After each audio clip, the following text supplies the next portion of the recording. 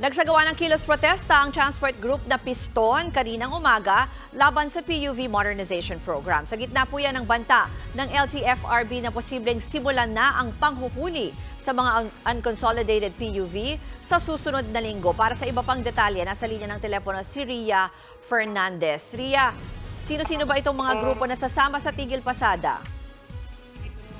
Ruth, alam mo, imbes na makiisa sa ikakasang tigil pasada ng grupong Manibela sa susunod na linggo, mas pinaghahandaan daw ngayon ng Piston ang pagkalambag sa Korte Suprema.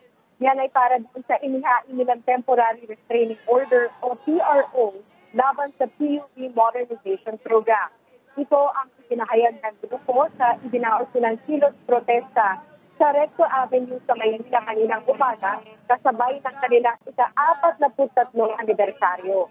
Ayon sa Piston, sasabayan nila ang Supreme Court Anbang sa Martes para madalikin ng mga maestrado na desisyonan na ang inihain ng TRO noon pang Abril.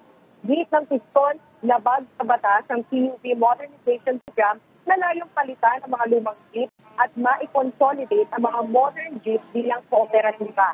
Ayon kay Piston Deputy Secretary General Ruben Bailon, hindi nila ito surrender ang kanilang mga praktisa dahil hindi umano sila maituturing na kolorum kung ang pagbabatayan ay yung Republic Act 4136 o ang Land Transportation and Traffic Code.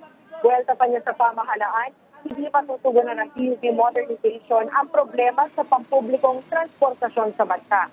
Una nang nagbabala ang LTFRB na posibleng sa susunod na linggo na nila simulan ang panguhuli sa mga unconsolidated PUV. Pero ayon sa ilang driver-operator na ating nakausap kanina, magpapatuloy pa rin sila sa pamamasada dahil ito lang daw ang kanilang kampayan.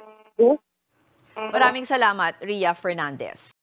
Mga kapatid, ako po si Ruth Cabal. Maging maalam at may pakialam sa mga may init at rumaratsyadang balita sa Frontline Express. Para maging updated sa balitaan, mag-subscribe lang sa social media pages ng News 5.